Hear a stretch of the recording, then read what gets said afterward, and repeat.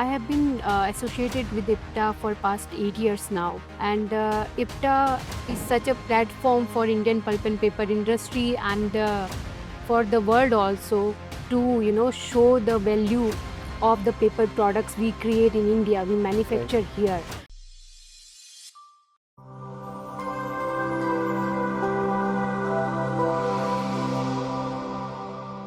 Hello everyone, welcome to another episode of Paper Trail Talks. And today I was so amazed to know about this person, and she is one of the most versatile person in the paper industry, Miss Monika ma'am. And she has been into industry for 12 years across. I cannot even count the different categories she's been to.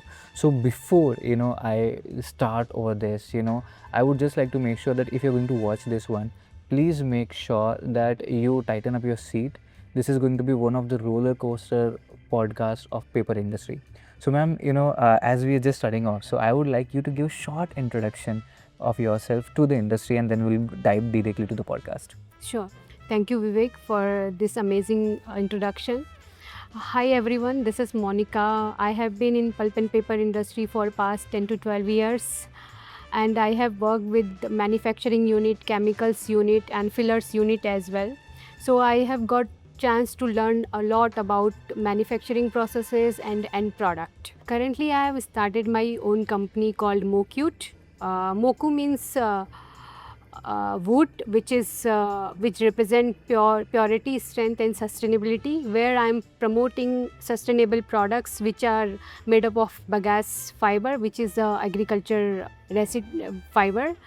I would be helping the customer for using the sustainable product. My mission is to replace plastic. So Monika ji, you mentioned versatility in the industry.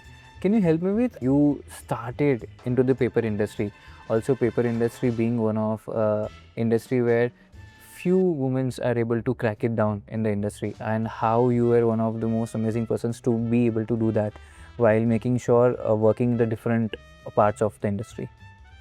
Sure. So I started my journey with pulp and paper industry because I did my masters in pulp and paper only.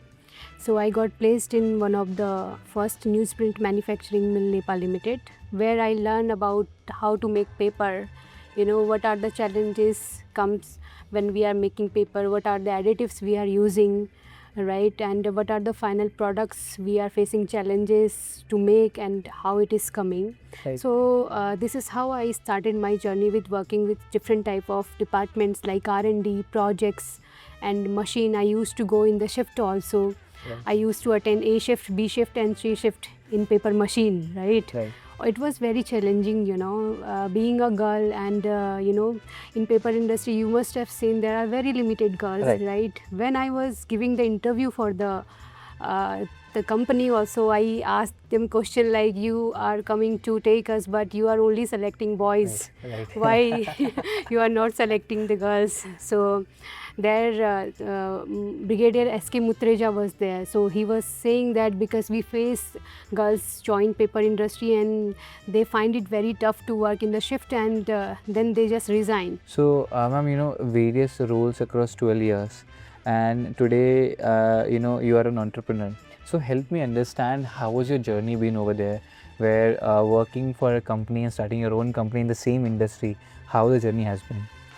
So the journey has been very beautiful, I would say, because after coming to this industry I got to know many people who are doing a lot of things, developing new products, right, and also parallelly taking care of our earth. We are replacing plastic with paper, Correct. and those things motivates me when I see people are using plastic cutleries and boiling their food in that, which is creating lots of toxic chemicals and eventually harming the health of human being. Right. So when I see paper industry, I see people are using agriculture waste. Correct. And generating value from that waste, right? They are developing the economic opportunity for our for the world. So those things encouraged me to become an entrepreneur My motive and my mission here is to replace plastic with sustainable products. Right. Yeah. So, ma'am, as you mentioned, plastic, so why was there even a need to replace plastic? It was there, right? It has been there for so long, and paper has been also there for a good amount of time. Sure. But why there is a need today that we are all talking about that we need to replace plastic? Yeah, sure. Definitely, I would give the answer in my best way, which I understand, right? You remember Titanic? Yeah, I Yeah. When Titanic was hitting the glacier, Right. that captain of the sea, Right. he alarmed the people for the emergency exit. Yes. Remember? Yes. But people were not very sure that Titanic can sink. Sink. Right? Nobody went out and took the saving There boat, was. right? Every saving boat went empty, right? Correct. So that was the time people started realizing that Right. they are sinking now. Right. But when they realized it, there was no lifeboat, very limited lifeboat. That is the same with goes to sustainability. People never, we are at the point that we have started realizing that now plastic is very harmful. We have come to that stage. So I hope That's this answered my question. way great to put, how things have been. Ma'am, I'll just continue that. You mentioned that agriculture residue is one of the greatest products, well, and moving things forward. So, what is your current company, creating out of that, and what are we doing as of now, and becoming one of the good sustainable companies across India? Yeah, sure. So I would tell you some numbers, like India has got the opportunity to use agriculture waste, and it has market of more than $300 million. Wow. So Vivek, there is more than 300 million market for sustainable product in India.